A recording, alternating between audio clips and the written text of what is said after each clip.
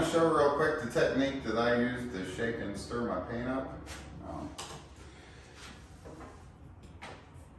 Just what I found to work for me.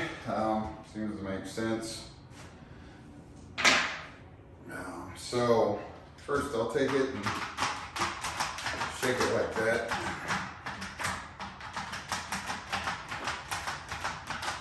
Do that for probably at least 30 seconds, a minute. And that's splashing it around, getting it off the lid. I've tried to bypass this before, especially I noticed with the blue finish paint. And then there were blue dyes and stuff all over the lid. I took it off, so let's help them mix it all in. I'll work it like that.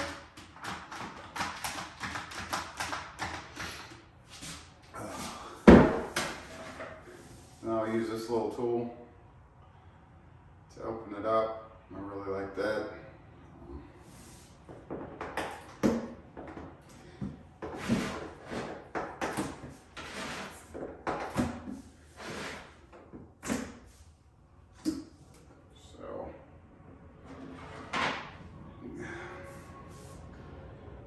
Now I did a video with covering a lot of different tools and materials used for like painting process. As you could probably have seen in this floor, it's covered with most of its joint compound splashed. Over time, I think a lot of it may mop up, but it's ripped up, so it's getting covered anyway. Not too worried about it. Material I should have mentioned in that video is the drop cloths, the cloth or plastic. Throw them down to protect the floor.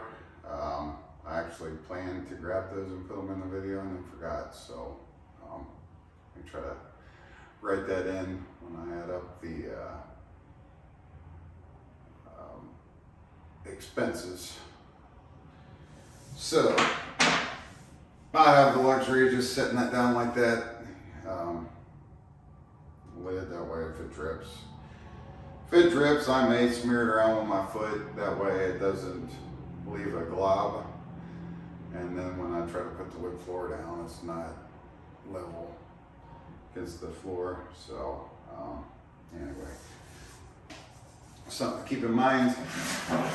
So then also noticed when I grabbed this pan and liner that there was some just real small debris. You always want to be careful. I blew it out, but that reminded me, maybe warn you to double check your pan. You don't want to put fresh paint in with hairs and drywall flakes or whatever that look like some real small drywall particles. I blew that out. And then when it comes to the mixing, normally you kind of use the same technique also when I stir up the stain and polyurethane, stuff like that, a figure 8. So work that like a figure 8. Now I'm kind of at first getting it off the walls of the can, getting down on the bottom, getting as much as I can mixed around, and then I kind of start working it figure 8 style back to the swirl, swirling around, figure 8, and just kind of back and forth. Just make sure you mix it up real good. This is just primer, but still I like to get it mixed up really good.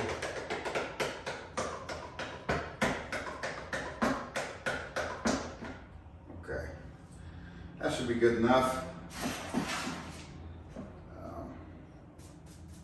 So always careful of objects getting in the paint just because it dries on the wall and not a good look. So I'll get that off, and then put it there for now. Go ahead and pour on in. It's almost impossible to pour without it running down the side of the can. So, and on the top of the lid, so I'll just go ahead and normally just pour.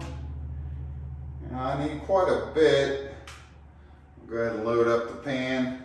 And then I'll take this brush and to stop the dripping. That's why a lot of times you'll see old paint cans, somebody used it, they didn't use it all, and you'll see that look. That's why they've cleaned up the can, cleaned up the top of the can. You don't want to leave a bunch of excessive amount up top where it dries, and then you can't even hardly get the lid back on. So that's all I'm doing there, cleaning it up. So good habit to get into. Okay, now just put the lid back on.